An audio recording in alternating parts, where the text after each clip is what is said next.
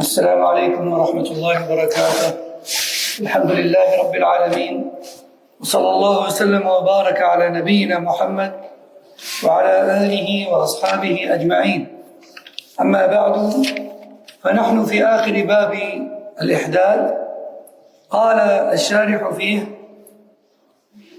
أو تطرق الشارح فيه إلى مسألة خلافية، فقال: ويجوز لها على الصحيح أن تخرج من بيتها لزيارة قريب أو لشراء حاجة من السوق أو لحضور زواج أو للعمل أو للدراسة أو لنزهة قريبة خارج البلد أو في استراحة في البلد أو قريبة منه أو لحضور وليمة دعيت إليها ونحو ذلك، لكن لا تبيت إلا في منزلها لعدم الدليل القوي على المنع من ذلك، ولما ثبت عن بعض الصحابة من الإذن لها في بعض ما ذكر ولم يقيدوه بالحاجة. فإن كان هذا المنزل مستأجرا، طبعا هنا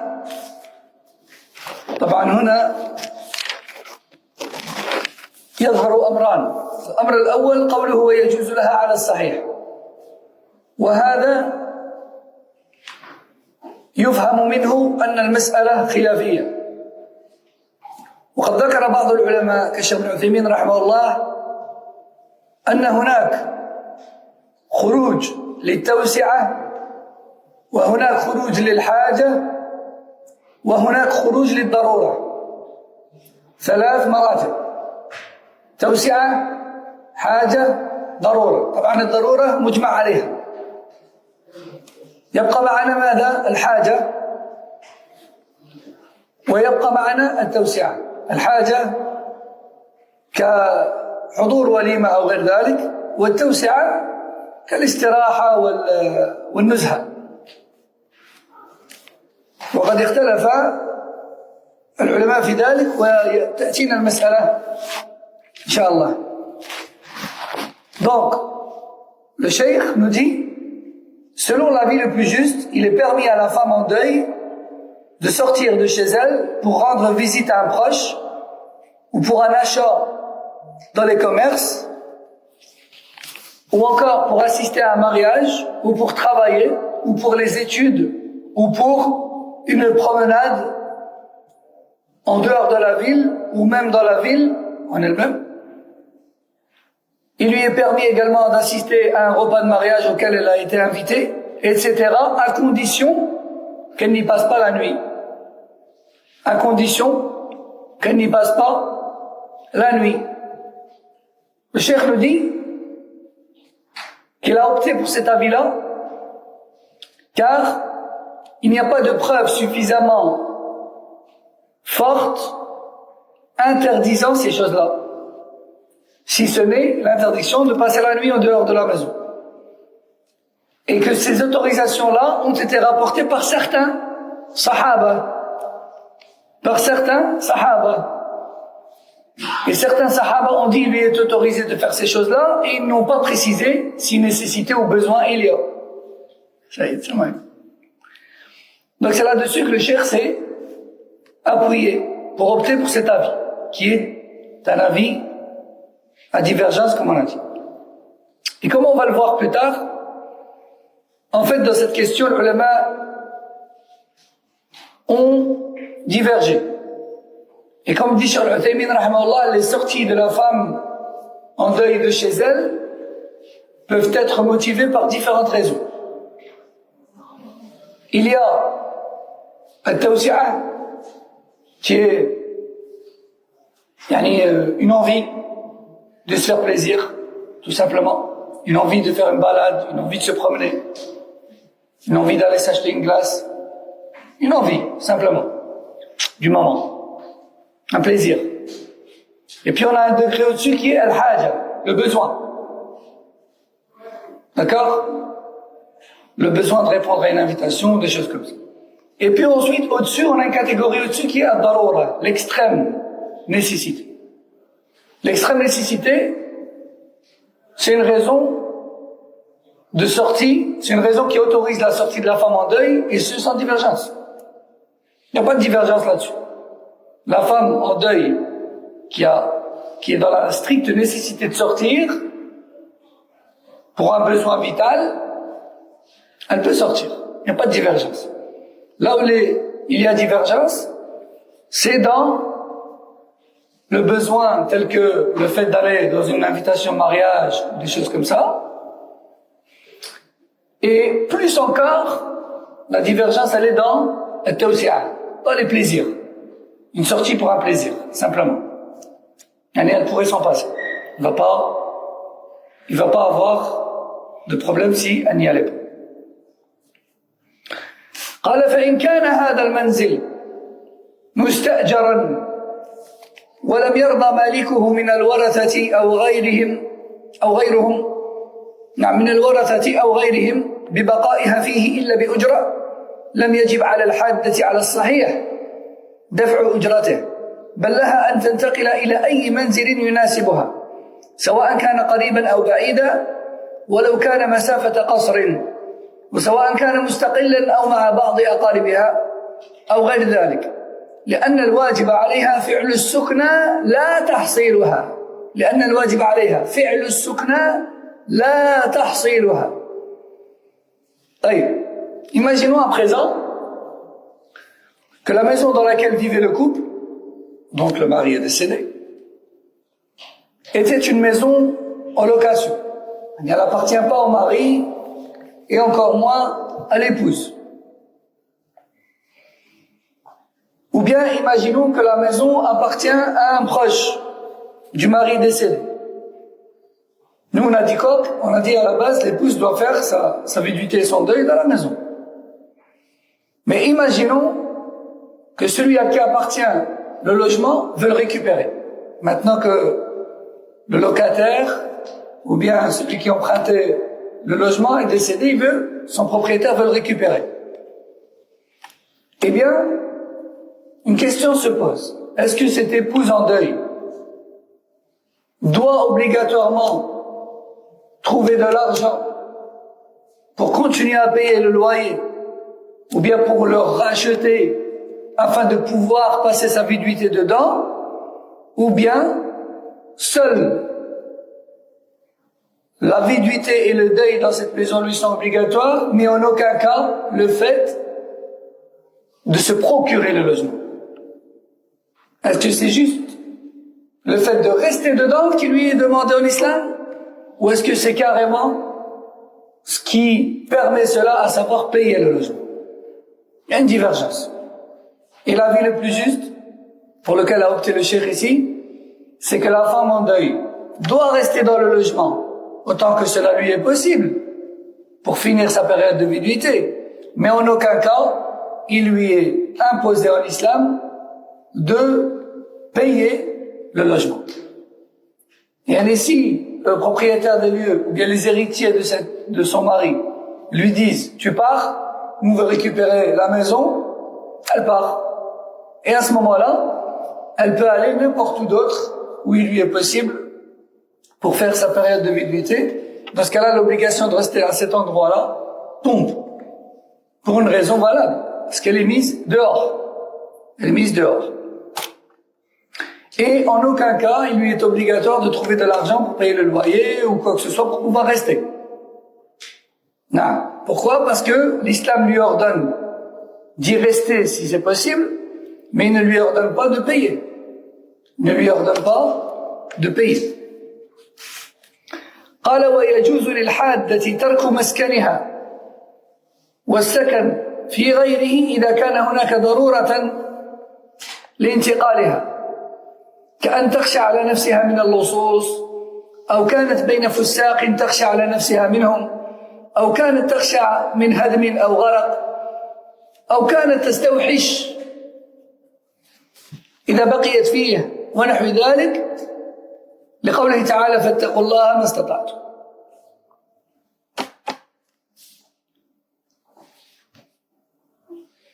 Donc ici le cheikh nous dit aussi,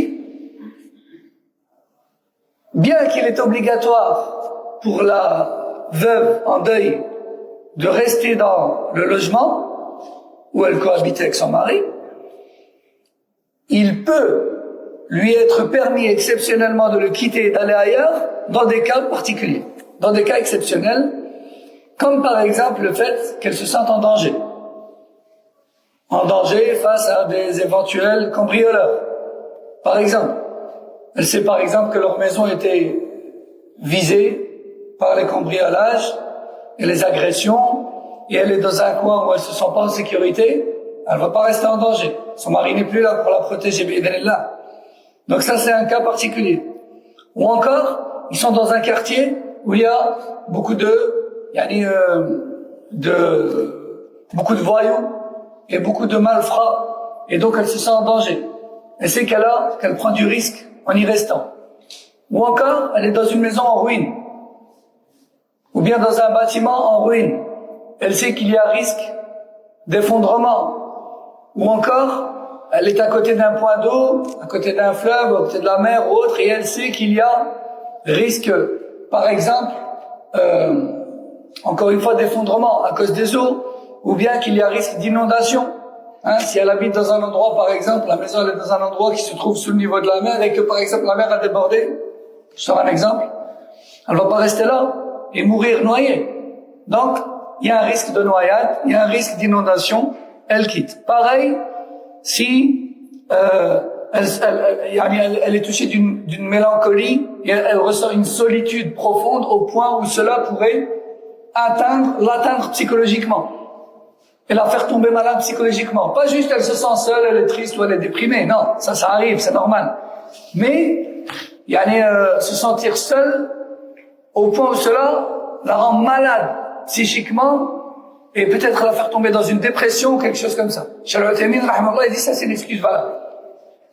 Et dans ce genre de cas, la femme peut aller faire sa viduité ailleurs où elle se sentirait mieux.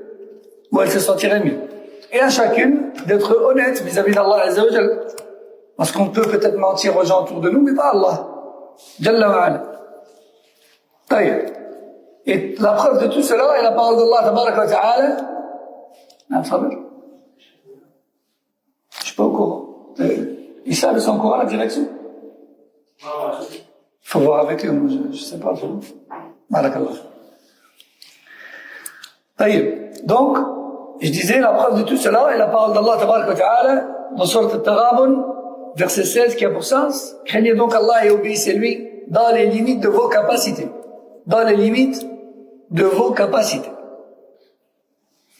ثم قال المصنف: فإن خرجت لسفر أو حج فتوفي زوجها وهي قريبة رجعت لتعتد في بيتها لوجوب اعتدادها فيها. طيب, un autre cas de figure. Si la femme était en voyage, que ce soit au hajj ou ailleurs, avec son mari, elle est sortie. Si la femme est sortie et elle a entamé le voyage avec son mari pour partir au hajj ou autre, et que son mari décède.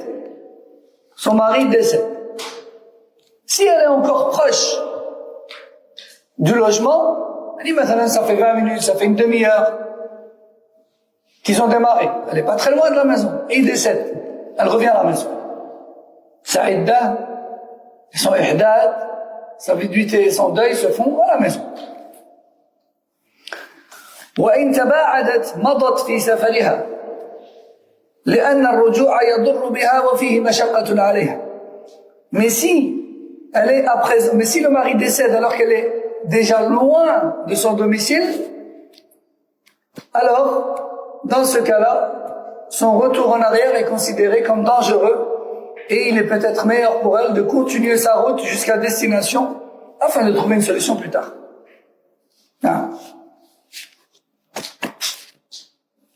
ثم قال المصنف أو ذكر مسألة خلافية فقال: والمطلقة ثلاثا مثلها، يعني حكمها حكم من توفي عنها زوجها، فيجب عليها الإحداد باجتناب الزينة والطيب والكحل وثياب الزينة قياسا على المتوفى عنها، لأنه ليس لزوج المبتوتة عليها رجعة، وهذا هو الأقرب. وذهب بعض أهل العلم إلى أن المطلقة ثلاثا لا يجب عليها إحداث لعدم الدليل القوي على ذلك. Donc ensuite l'auteur a abordé un sujet à divergence très peu connu, qui est l'obligation, oui ou non, de faire une viduité et une période de deuil pour la femme qui a été divorcée 3 fois par le même homme et avec qui elle n'a plus aucun lien. Elle a été divorcée 3 fois par cet homme, de son vivant. Et donc elle lui est haram actuellement. Elle n'a plus aucun lien avec lui. Et lui, il est décédé. Est-ce qu'elle doit faire une viduité? Est-ce qu'elle doit observer une période de deuil? Eh bien là, il y a une divergence. Il y a une divergence. Certains savants disent elle doit faire une période de deuil en évitant tout ce qui l'embellit. En évitant tout ce qui l'embellit. Pourquoi? Par analogie, par qiyas. Ils ont fait un rapprochement, une analogie entre son cas à elle. Et Afan, je me suis trompé, Afan. La femme qui a été divorcée à 3 reprises, de sorte à devenir illicite pour l'homme, doit-elle, oui ou non, observer une période de deuil? On n'appellerait pas ça une période de deuil en français, on appellerait ça plutôt une période,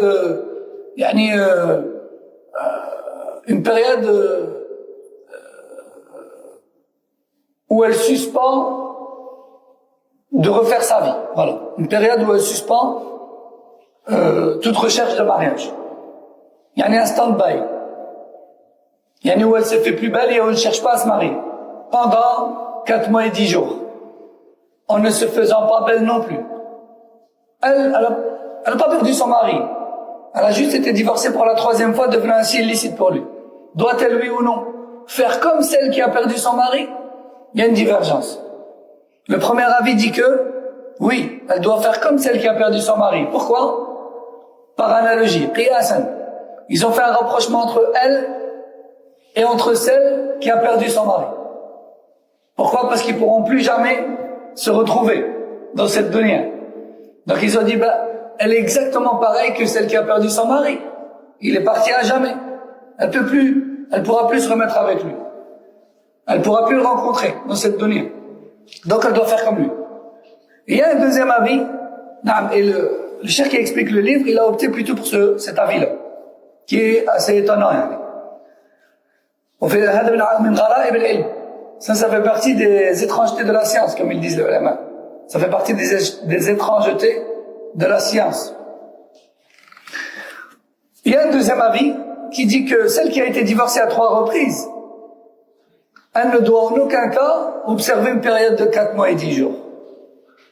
Pourquoi? Parce qu'il n'y a pas une preuve claire et assez solide qui lui impose ça.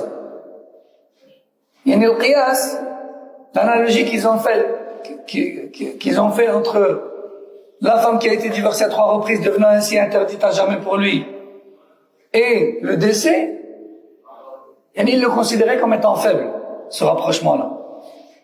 Et ils ont dit, il n'y a pas de preuve claire. Et donc, elle n'a pas de période à attendre. Elle n'a plus rien à voir avec lui. Et cet avis-là a été sélectionné par Cheikh Mohammed ibn Salih al-Uthaymin. Rahimahullah. Cheikh al-Uthaymin lui dit, non, ma femme qui a été divorcée 3 fois, elle n'a plus rien à voir avec cet homme et elle n'a pas de période à observer. Non. Et qu'elle n'est pas semblable à celle dont le mari est décédé. Parce qu'elle était en lien avec lui. Elle était mariée avec lui quand il est mort. C'est pas pareil. Wallahu a'lam. En tout cas, si l'un d'entre vous, ou l'une d'entre vous entend de ces 4, un alim, dire, t'as été divorcé à 3 reprises par cet homme, observe une période de 4 mois et 10 jours, et ne t'embellit pas, faut pas s'étonner. Il faut pas critiquer. Et il faut pas, se moquer. Parce que c'est un avis qui existe. وَدَلِيلُهُ الْقِيَاسِ. Et leur preuve, c'est l'analogie. Et l'analogie fait partie des sources et des preuves de l'islam. C'est pas parce qu'un autre avis est plus convaincant qu'on manque de respect à cet avis. طيب. Et comme disait Charles Albani, rahimahullah, الناس لما جهلوا أعداء. En général, les gens se dressent comme ennemis face à ceux qu'ils ne connaissent pas. Et les gens ont tendance à se précipiter. Dès qu'il y a une chose qu'ils ne connaissent pas, ils se précipitent. Ils critiquent, ils rabaissent, ils se moquent. Alors que non, le musulman, le sunni, c'est celui qui connaît un minimum la valeur de l'ilm et l'importance de l'ilm, il se tait, il vérifie d'abord. Ou il demande une source. Il ne se précipite pas. ثم قال المصنف رحمه الله إلا في الاعتداد في بيتها أي أن المطلقة ثلاثا لا يجب عليها ما يجب على من توفي عنها زوجها في البقاء من البقاء في منزلها التي كانت فيه عند فراق زوجها لما روى مسلم عن فاطمة بنت قيس رضي الله عنها قالت طلقني زوجي ثلاثا فلم يجعل لي رسول الله صلى الله عليه وسلم سكنى ولا نفقة رواه مسلم فدل ذلك على أنه لا يلزمها البقاء في بيتها. نعم. Donc, on a bien compris que l'auteur du livre, qui est Ibn Qudam al-Maqdisi, al-Hanbali, lui est d'avis que la femme qui a été divorcée 3 fois par un même homme doit observer une période de 4 mois et 10 jours. Ça, même si on a dit qu'il y avait 2 avis. Mais, malgré le fait qu'elle observe une période de 4 mois et 10 jours, sans s'embellir, etc., il ne lui impose pas pour autant, ceux qui disent ça ne lui impose pas pour autant de rester à la maison. Elle n'a plus d'obligation à rester dans la maison de son ex-mari. Pourquoi? Parce qu'elle lui devient étrangère. Ils sont étrangers, khalas. Elle n'a plus d'obligation de rester dans cette maison.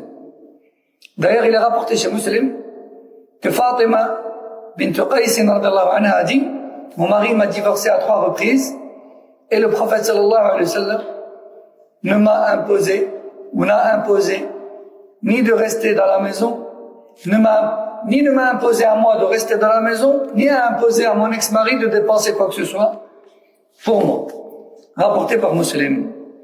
Et cela prouve donc que la femme qui a été divorcée à 3 reprises par un même homme n'a plus d'obligation à rester dans cette maison.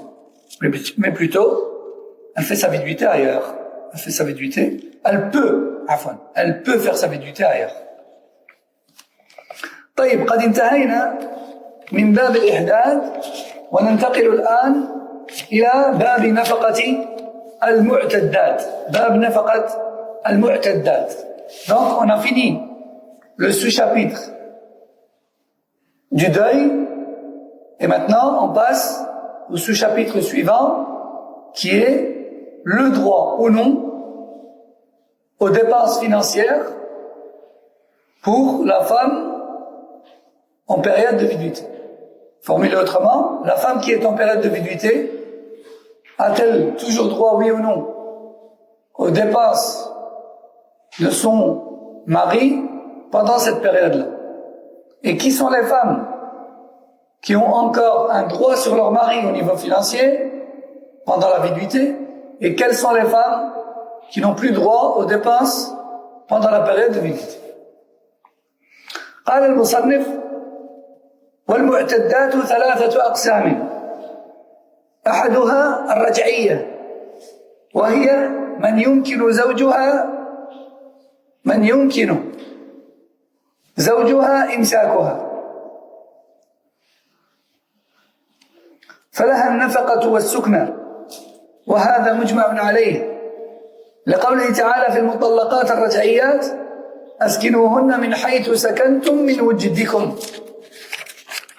Donc, rappelez-vous, on avait dit